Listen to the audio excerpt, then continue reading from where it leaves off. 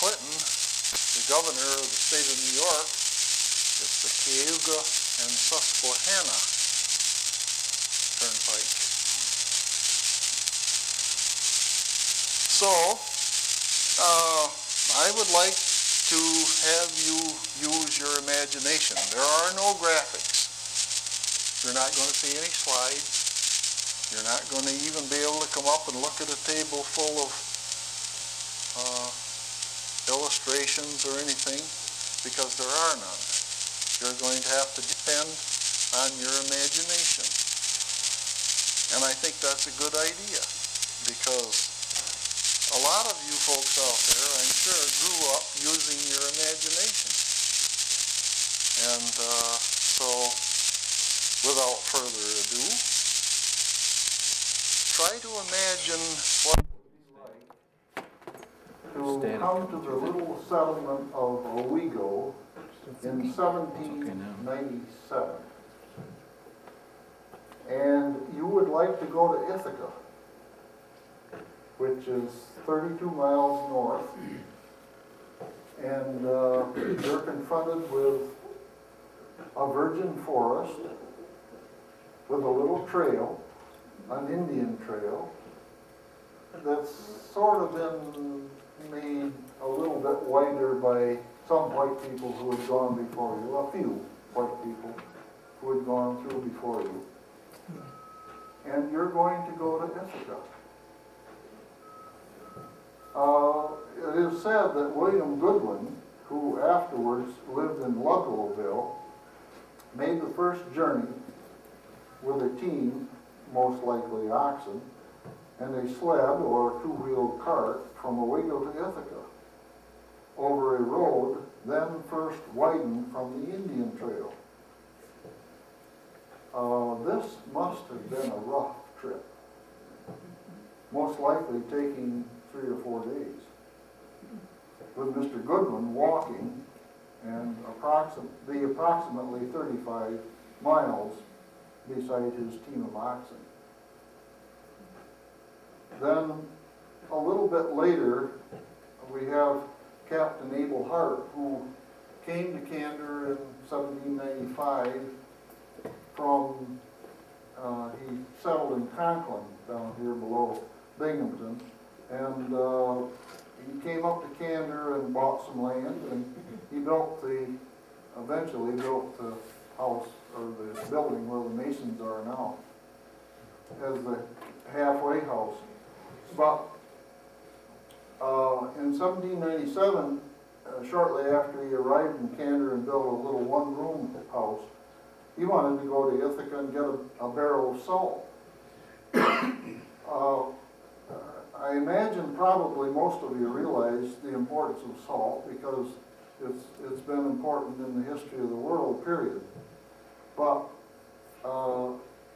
Ithaca had a source of salt. They had, I'm not sure where it came from, whether they had salt springs there near the city, the little settlement, or whether they brought down crystallized salt from Syracuse, which had large salt springs that were discovered by the Indians and shown to the Jesuit missionaries that came into the area, etc., etc.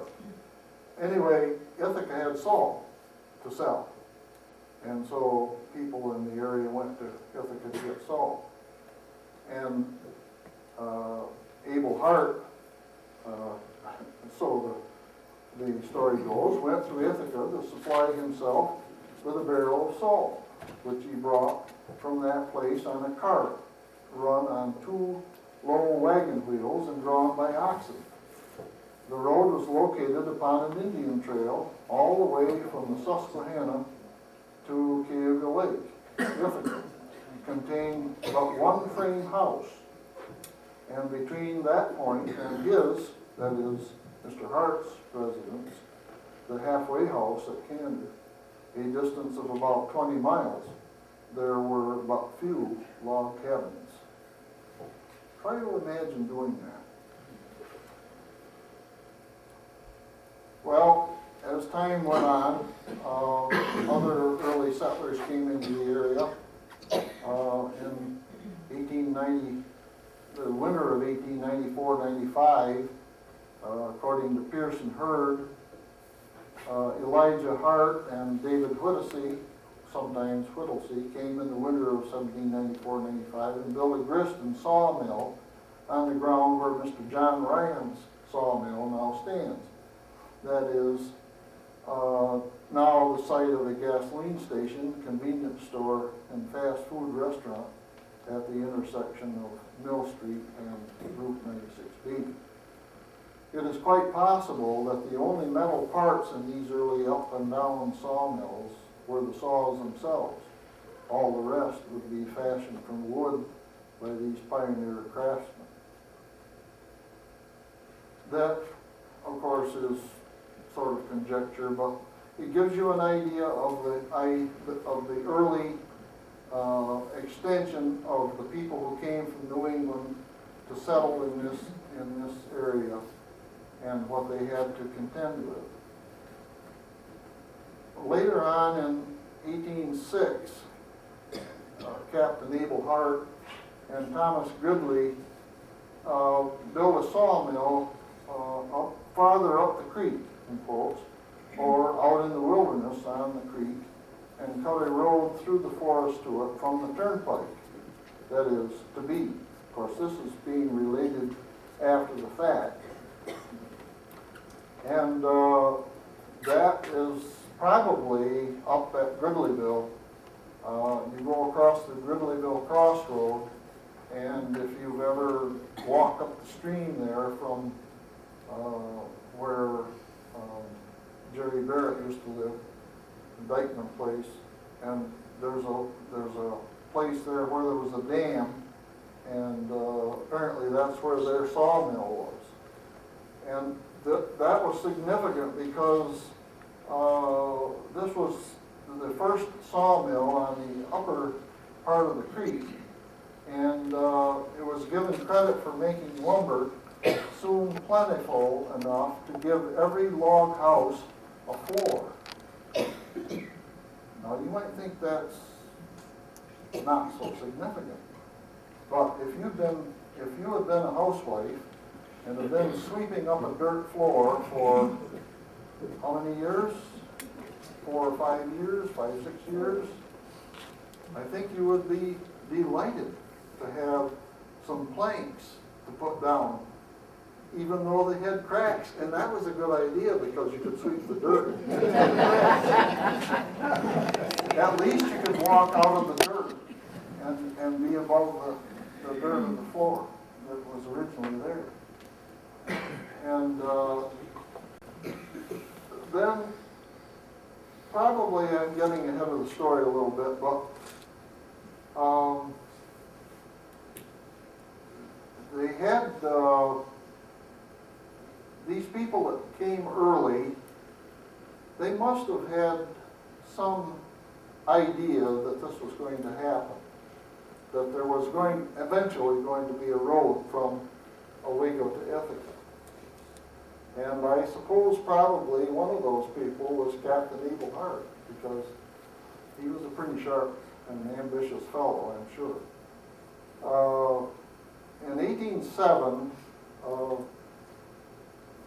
a momentous event in the history of South Central New York was the chartering and beginning of the construction of the Ithaca-Owego Turnpike, Owego-Ithaca Turnpike, here the Susquehanna Turnpike. We won't worry about that. We'll just call it the Turnpike. About 13 miles of this highway would fall within the eventual boundaries of Candor and have a profound effect on the history of the town. In a thesis entitled The Owego and Ithaca Turnpike, and this is comical, 1807 to 1840, T.F. Lilich, I guess I'm pronouncing that right, ably recorded the background and some of the details of the Turnpike's beginnings. Some excerpts among his first sentences, the Ithaca and the Owego Turnpike. He titled it the Owego Ithaca Turnpike, and then his first sentence he says Ithaca Owego Turnpike. Who cares? Was chartered by the state of New York. The reason was to connect the low-cost water transportation of Cayuga Lake at Ithaca with that of the Susquehanna River at Owego.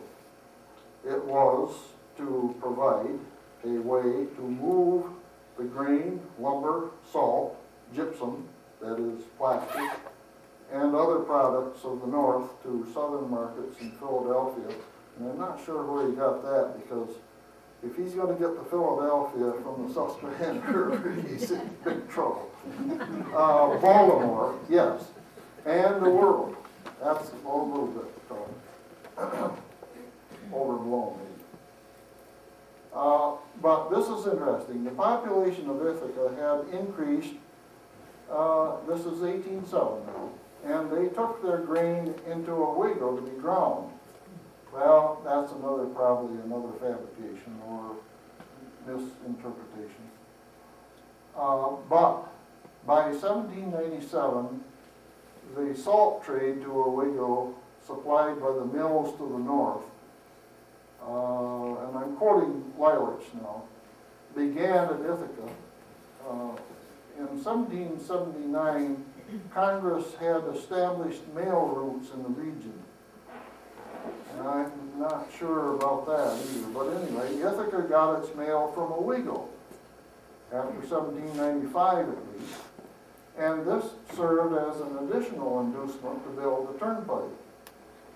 In 1804, the first permanent merchant settled in Ithaca. He bartered his goods for wheat and cattle, which he then sent overland to Owego, where presumably they were loaded on rafts and arks and floated down to Baltimore, or question mark.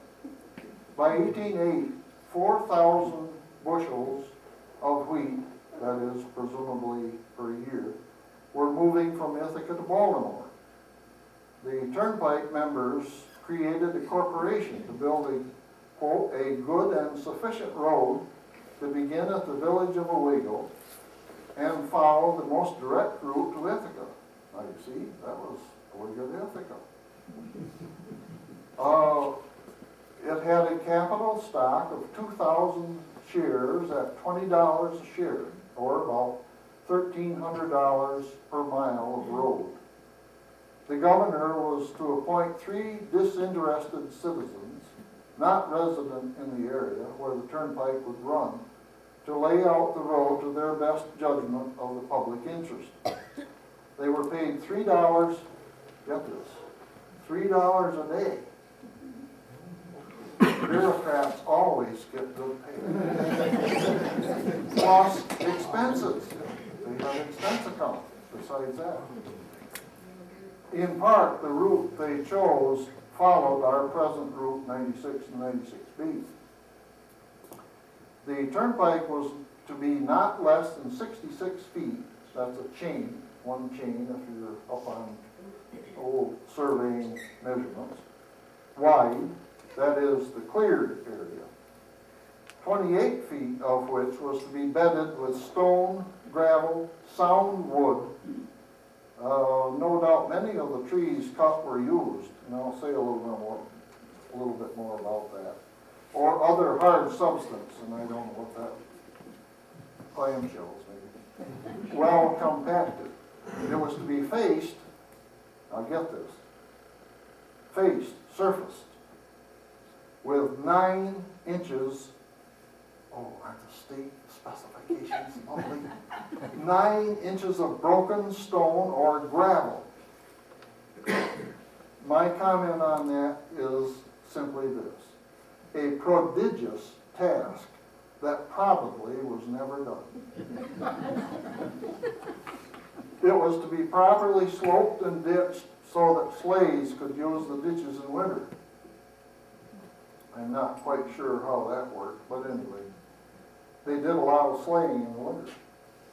Under no circumstances could it be less than 24 feet wide at any point. However, the contracts called for 22-foot bridges. Well, slight discrepancy.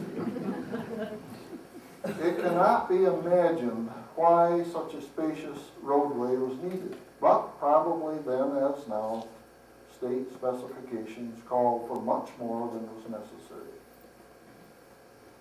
Precipitous places were to be guarded by a 4-foot fence.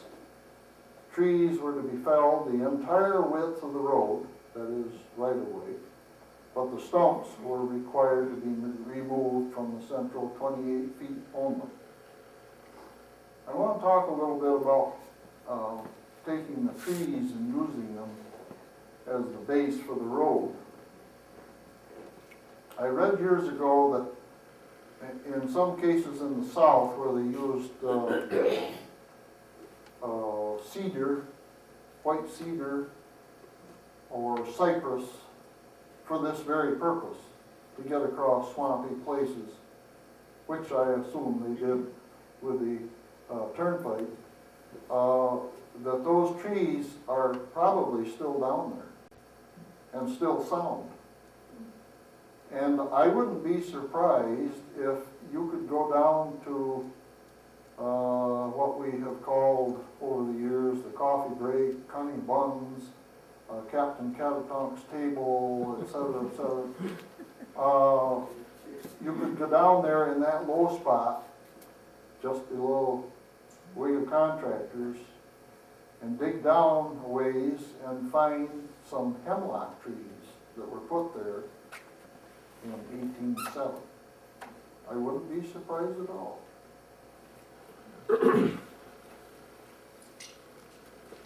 Without doubt, the building of the Turnpike accelerated settlement of Candor and most likely brought in a number of new citizens, first to work on the highway construction and then to settle permanently. Now, this is where I would like to say what I've said to Joanne. Wouldn't it be so nice if we just had one little diary about one of these people who worked on this highway? Just one little diary to tell us what it was like. What did they do? I mean, what did they do at night? Where did they eat their meals? Who brought them their meals? Little homely things that would be so nice to know, but we'll never know because nobody thought to write it down, apparently. Tell me if there is some record of it. I'd be delighted to know it. Okay. It is interesting to note that inasmuch as the Turnpike generally followed the original wagon track, which in turn had followed in good part the old Indian Trail, our present highway, routes 96 and 96B, covers in many places the ghost footprints of primitive men. Tra-la. That of course is not unique. Now we come back to Abel Hart. He was quite a fellow. He anticipated all this, and he was going to have a business enterprise right along the Turnpike that was going to make him some money. In 1809, he finished his large frame tavern house, present Masonic Hall, near the old one, and that was his, assuming that was his one-room house that he built with the additions that he started in 1796. He had previously built a blacksmith shop across the street, Turnpike to be, and exchanged work with the people for many miles around. He doing their blacksmithing while they carried on his farm work, while they waited.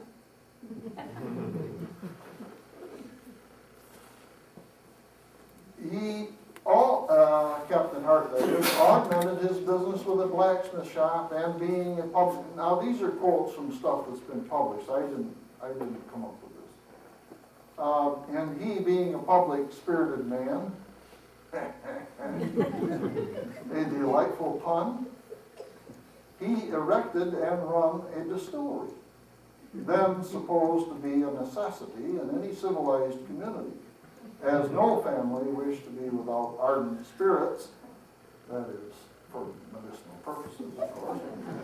In those days, women had a practical acquaintance with the loom, so Captain Hart built a house for weaving, presumably nearby, In the looms of this weave house, 3 grades of woolen cloth were manufactured, and linen cloth woven for bedding and for frocks. Probably he took a share of the cloth for renting out the looms. Who knows? Barter was a big thing in those days.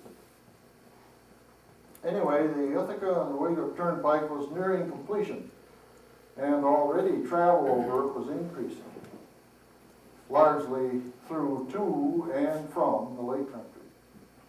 The section through Canberra was probably complete at that point, more or less. And then in 1810, in December, the Owego and Ithaca Turnpike was completed and the gatekeepers collected their first tolls.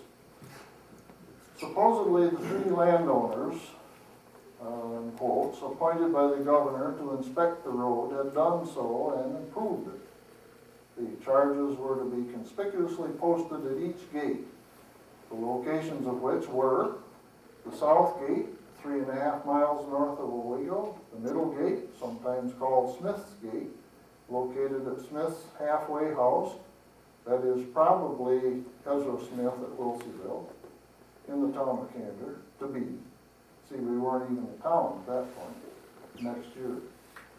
The north gate, location unknown, perhaps about the same distance from Ithaca as the south gate was from Owego, or about where Danby is now. The toll charges were wagon and 2 draught animals, 12.5 cents. That is 1 shilling. Extra animal, 3 cents. Cart and 2 draught animals, 8 cents.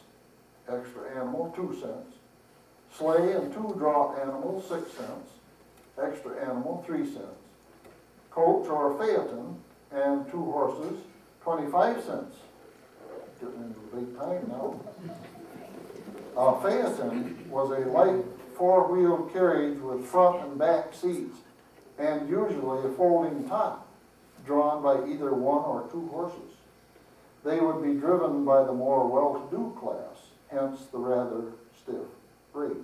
I'm saying this. If the rig or the more elaborate coach passed through all 3 gates, it would cost 75 cents, a week's work for a laborer. And aside, 1-horse pleasure carriage, 12.5 cents, that's a shilling. Horse and rider, 4 cents. Driven cattle, 1 cent a head. 1 cent a head. Sheep or hogs, 6 cents a score. That's 20, I guess you remember that. End quote. Apparently pedestrians could use the turnpike without charge. And there were some circumstances under which the traveler did not have to pay a toll. Quote, 1, persons going to and from church. Some advantages to that, you see. 2, a funeral.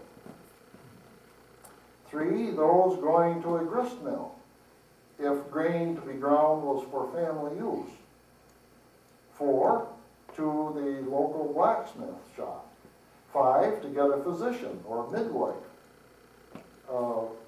That is, who could undoubtedly pass free of charge on calls, but would be like anyone else if out for a drive to town. 6, persons on the way to and from court, if jurors or witnesses. 7, voters on their way to town meetings or elections. 8, state and federal troops going to or coming from trainings. 9, persons residing within a mile of the toll gate. Well, that makes sense. It'd be terrible if you had to pay every time you went through the toll gate and you were only half a mile away. Vehicles, 10, vehicles with tires. Now this is interesting. Vehicles with tires 12 inches wide. Now those of you who know a little bit about the old-time wagons, I'm not sure, some of you probably remember the television program Death Valley Days. Yes, I'm sure you do. Those big wagons that pulled or transported the borax out of Death Valley, I don't remember exactly, but I think they had tires that were about this wide, which would be 12 inches. And I didn't realize that wagons had tires 12 inches wide, steel tires. Anyway, if your wagon had tires 12 inches wide, only half the toll was charged, that was free, vehicles with tires 12 inches wide were free. Only half the usual toll was charged for vehicles with 6-inch tires. Only 1/4 of the toll was charged for those with 9-inch tires. The 12-inch tired vehicle conveyed benefit to the road by keeping it properly rolled. Thus, a heavy wagon with 9-inch tires carrying gypsum or limestone plaster from Ithaca to Owego for shipment downriver and pulled by 6 horses or mules would be charged 6 cents at each gate or 18 cents for the full 32-mile trip. No mention was made of passengers in the stage, if there was such a service, and I think there was. Apparently the passengers were treated as pedestrians. Turnpike commissioners were appointed, presumably by the State Board of Appointments, to hear complaints. If a commissioner found the complaint justified, he could throw open the nearest toll gate and allow toll-free passage until the road was repaired. The gate tenders were paid $10 a month at first. Directors received $2 a day for their infrequent meetings. In addition, there were turnpike commission fees, and I don't know what that meant, and the cost of tallow candles to furnish light at the toll gates at night. Can't imagine that either. I would think everybody would go to bed at night, but anyway. A sum of $35 a mile per year for repairs was stipulated. That is about $1,000 a year for the whole road. The cost of operating the road, aside from the repairs to the roadbed, was comparatively small. The only regular employees were the toll gate tenders, the board of directors, and a bookkeeper. The construction of the 30 to 32 miles of turnpike and the necessary bridges cost $31,628.57. Figuring a 6% return on this investment, and I was wrong about that, that is $1,900 plus the $1,000 for annual repairs and the $600 or so in wages and supplies meant that the tolls collected for a given year had to be about $3,500 to break even, without consideration for amortizing the original cost. At $5 per acre for 271 acres of right-of-way, this cost $1,355. Thus, the physical property of the road cost about $33,000, allowing for necessary condemnation fees. I guess that is if you didn't want to give up your property. They took it anyway. Organization expenses, interest, toll gates, style, not sure what that meant, and signposts. I mean, did you have to put up a sign that said, this is the style, you gotta go over this around the gate? Maybe, I don't know. The total cost was about what it was capitalized for, $40,000. Yes. Now the plot thickens. Up to this point, probably the main thing that was transported over the turnpike was salt and maybe some wheat as people began to grow a little in surplus, and lumber probably. But the War of 1812 brought a situation that was quite different. the cities of the eastern coast have been getting their gypsum, that is plaster, to build their houses and all kinds of buildings, and put on the inside trim and so on, and plaster up the walls, from Nova Scotia. And the War of 1812, of course, shut that out. There were places in New York State where gypsum was found and could be taken out of the ground. I'm not sure that it was as good quality as it was from Nova Scotia, but apparently there were some places where they could get it. And two, they discovered that by putting limestone into kilns, they could create a sort of a substitute for gypsum that would go into making plaster and or fertilizing the land, which is what gypsum was also used for. Okay. The war effects reached Canada in a curious way. Gypsum, called plaster from Nova Scotia, that had previously been shipped by sea to Philadelphia and Baltimore and other ports, could not be obtained. So the demand for central New York limestone and gypsum increased dramatically. This commodity that was necessary for building construction and fertilization of the land reached Ithaca by sailing barge, where it was offloaded into heavy wagons and drawn to Owego on the Turnpike. Now there's an interesting thing here. They developed a system where the wagons, the wagon boxes were built as they were watertight, more or less, and they would fill them with the gypsum, and then they would bring them down to the water, back the wagons down into the water, and float these wagon beds off, and then they would tie them together, or fasten them together somehow, put up a sail, and down the lake they would come down to Ithaca, if the wind was right. And then they would be dismantled. These rafts of wagon boxes would be dismantled, pulled back up out of the water, put on wheels, and drawn down the Owego, Ithaca, Owego Turnpike, Hugh and Susquehanna Turnpike, to Owego, and then they would be put back on rafts, or barks as they call them, that were made out of lumber, and floated down the Susquehanna to Baltimore, where the plaster was sold and put on the walls of the Opera House or wherever it might have been. Anyway,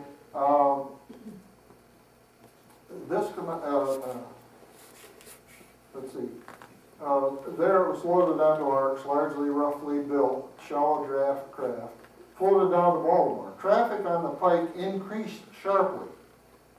The tolls collected at the middle gate, that is in Wilseyville, increased from $592.39 in 1811 to $779.52 in 1812. But you ain't seen nothing yet. Assuming this increase of $187.13 was due mostly to the passage of large freight wagons carrying plaster to Owego and returning, and assuming, that's right, you had to get the wagons back. Even if they went down loaded, you have to get them back up there.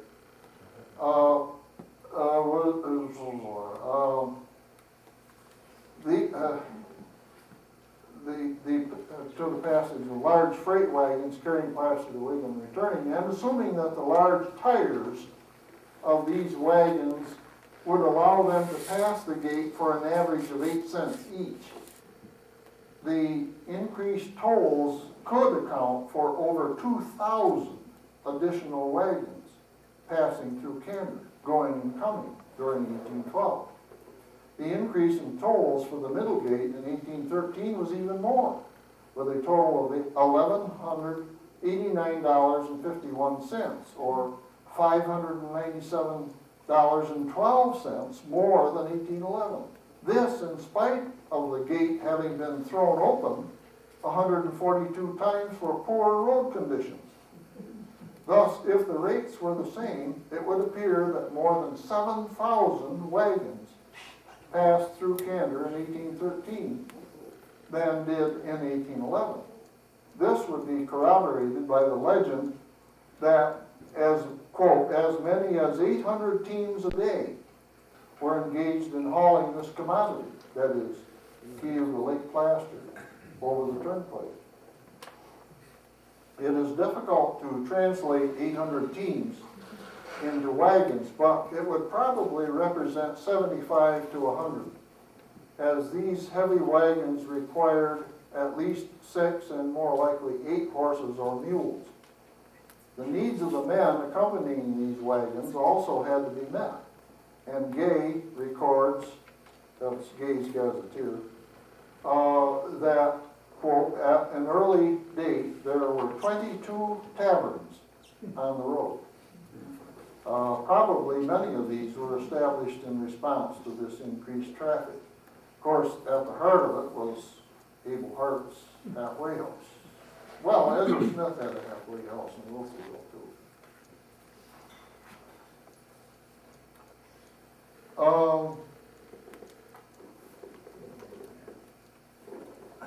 The large increase in traffic over the Turnpike created the need for large repairs, and the allotment of $35 per mile per year was found to be totally inadequate.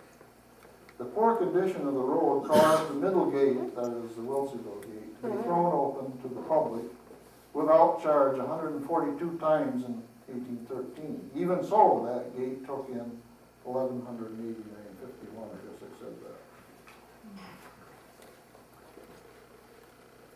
1814.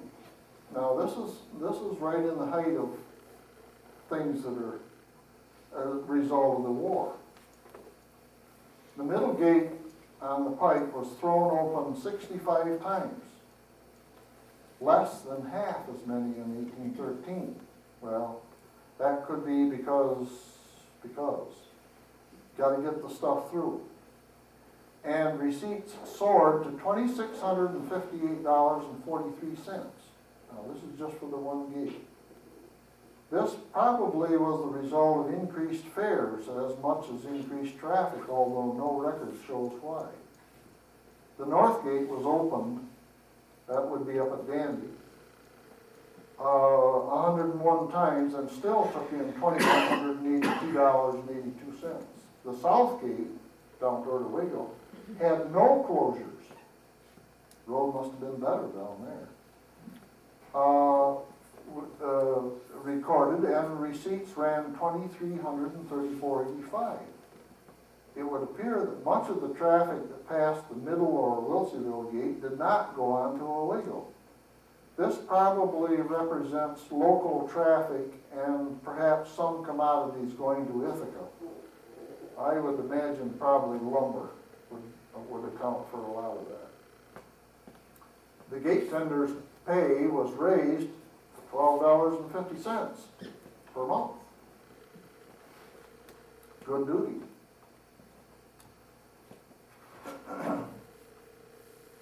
In 1815, things are beginning to slow down. Candor's middle gate on the Turnpike was thrown open 32 times. It took in $1,933.50, down considerably from 1814, with half as many openings. Should be closings. Either the roadway was kept in better shape or the Turnpike commissioners were more lenient. However, freight traffic was diminishing as a result of war's end. I want you to keep this in mind because this tremendous traffic over the Turnpike had quite an influence on the businessmen who decided to build a railroad between the two places later on. And then came another sort of a blow to the economy of the Turnpike. before, the opening of the Erie Canal from Montezuma at the upper end of Cayuga Lake to Albany adversely affected the fortunes of the Turnpike. Salt and plaster could leave central New York via the new canal instead of by wagon down the Turnpike to Owego and down the Susquehanna. Water travel was much, much cheaper, although it took forever. It was much cheaper. And the Susquehanna wasn't the greatest because there were shallow places and rapids and rafts got hung up and so on and so forth. So they were beginning to feel the effects of technology, I guess you could say. In 1827, there were moves afoot that would ultimately have a profound effect on the history of the Catoctin Valley. Businessmen in Ithaca and Owego were looking closely at the large amounts of commodities that had been hauled over the Turnpike in the war years, 1813-14, and subsequently. The Erie Canal was being connected to the Finger Lakes, creating the potential for a large traffic in such basics as salt, plaster, lumber, grain, and flour to markets in Baltimore via the Susquehanna River. Lumber could be converted into arcs at Owego, which in turn would float the salt, plaster, pork, whiskey, and so forth down to city markets, where not only the commodity brought a profit, but the arcs could be sold for their lumber, thus recovering part of their cost. Pretty good system. Then the guys would walk back to Owego after they'd spent all their wages.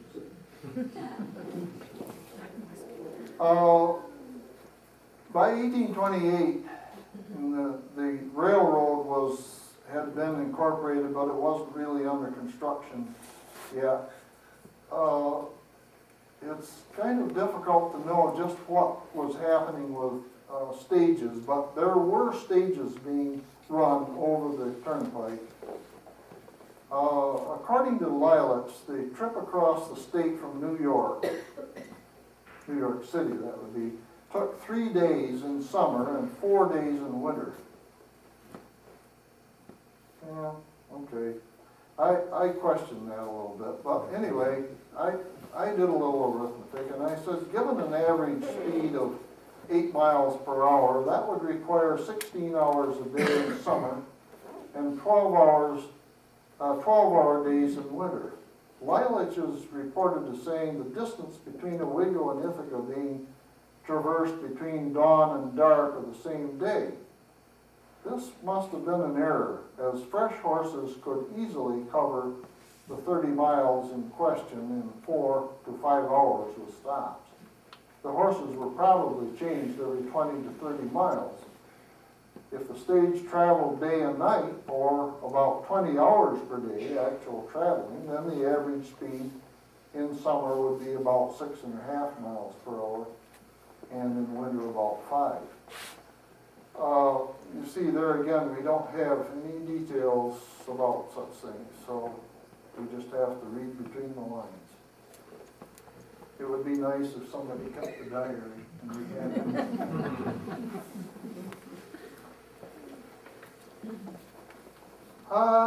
Yes, the railroad had to cross the Turnpike at 2 points, one of which was Wilsonville, and committed trespass and tearing up the Turnpike for the necessary crossings. Now we begin to hear a little bit about, well, we hear about one person, Dr. Beers, and he was a physician that lived in Danby and was wealthy, and he was involved in a lot of these things. Probably he was one of the main financiers of the Turnpike. He met with the railroad authorities to see if they would buy out the Turnpike. You can just hear him saying, well, you people are making a mess of the Turnpike, why don't you buy it? Well, the Turnpike was essentially in 1833 was passé. So it was like what is it, dog in the manger type thing. Anyway, make compensation for the damage done. No satisfaction could be gained, so the Turnpike Company instituted a suit in Chancery, that is, court of equity as distinguished from a court of common law, for an injunction to stop the railroad from doing further damage to the Turnpike. The case was tried June 1835 in the 6th District Court. The authority granted the railroad by the legislature was upheld, the injunction denied, and the costs of the action assessed against the Turnpike.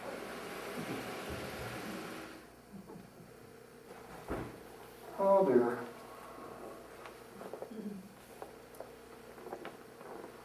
Here's an interesting thing to me, being a student of numbers.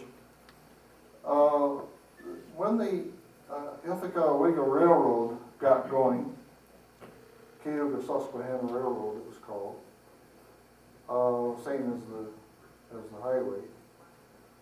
Freight was shipped on the I&O for 3 cents per ton per mile.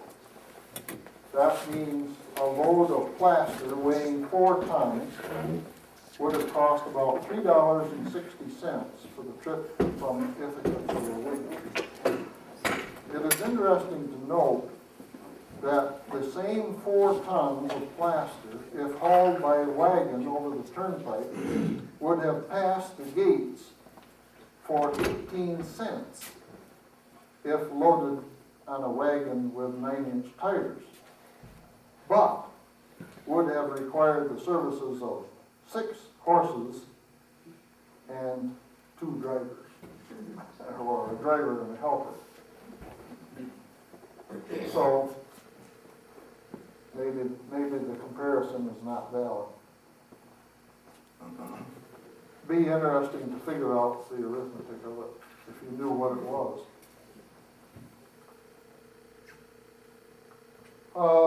Jacob Wilsey settled in Wilseyville in 1815, and he has, I don't know if many of you are familiar with it, or maybe you are, his great-great-granddaughter or whatever published his diary, and it is fascinating reading. If you can get a hold of a copy of it, by all means do so.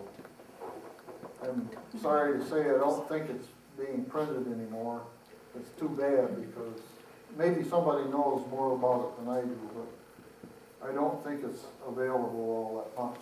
But it is fascinating reading, and he had many comments. He was an astute businessman, and he had many comments about many things, mostly business.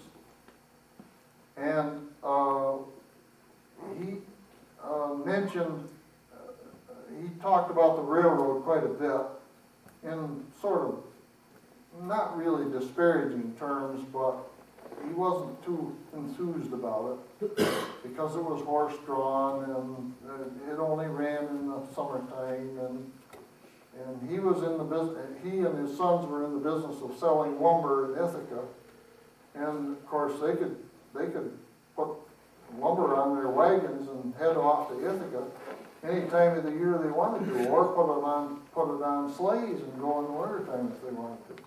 So the railroad at that point didn't really mean much to him. But here he makes a comment on the stage, which I found interesting. January of 1841 saw both open ground and snowy conditions, as told by J. Wilsey's entry for the 21st. Quote, snows today, the stage, that is from Owego to Ithaca, has run part of the time on wheels and part on runners so far this month. End quote.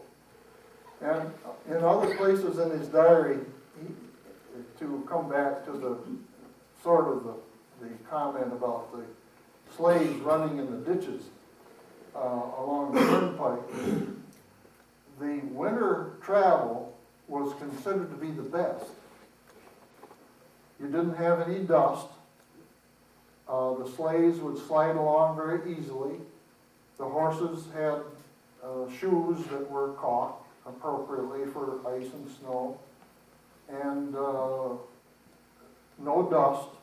I mean, maybe I mentioned that.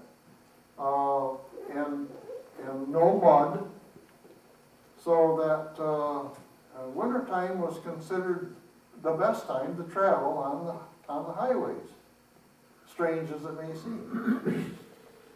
I can agree with that, except that nowadays they put so much salt on it. Sometimes the wheels spin even if you got four-wheel drive. Okay, now we're coming down here to sort of the end here. I would say probably in the late 1830s, the conditions on the Turnpike became so bad, and the repairs were not done and so on. And this little bit here that I'm going to relate in a minute kind of surprises me because, well, it does need it because business is business. But anyway, the repairs were not done and the road got in such bad shape that people began to complain vociferously. And the Turnpike in Pennsylvania, the Montrose Turnpike, was in the same condition. And the people down there complained so much that the commissioners in charge of the Turnpike said, forget it, folks, just open the gates and everybody can go free of charge. And they were never closed again. And the same thing happened with the I&O. They just opened the gates and everybody could go free of charge because the company had simply given up on maintaining the highway. Well, the legislature, state legislature, in writing the General Turnpike Act, had reserved the right to declare the road of any turnpike company a public highway whenever the earnings of the road had paid the construction costs and an additional 10% per annum. Interesting, eh?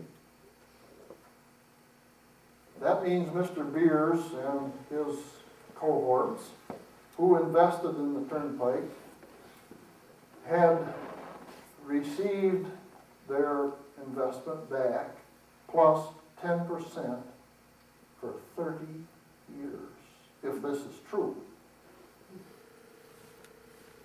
A little arithmetic tells you big tales about this.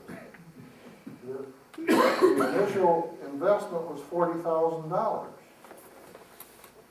10% for 30 years is $120,000. I don't believe that for a minute.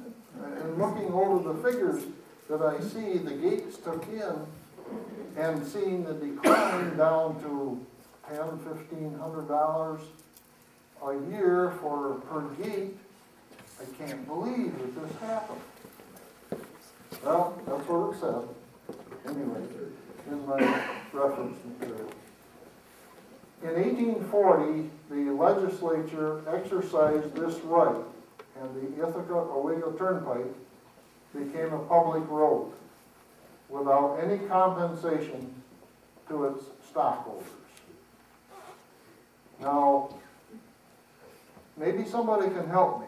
Does that say they didn't get their initial investment back? That they lost their $40,000? That they only got the 10% per annum? I don't know. Railroads and the completion of canals to move products of this region to southern and world markets, these are not my words, spelled the end of the Turnpike era. There's a lot to be read between the lines there, I guess. say so, I guess, at the start. But I sort of feel qualified to talk about the Ithaca and Owego Turnpike. Owego Turnpike, Caleb and Susquehanna Turnpike. Because I was born and raised beside it, and I rode to school over it for 11 years, maybe. You're looking at me like, what's he talking about? Well, I'll tell you. From Maple Grove Cemetery to Honey Pot Road, when I was a kid, and a lot of you other people here, when you were young, was a dirt road. It wasn't 96B. It was a dirt road. And when the school bus went past the cemetery and came to the end of the corporation, you went kaboom down onto the dirt road. And the dust began to fly. And you went around the curve past where the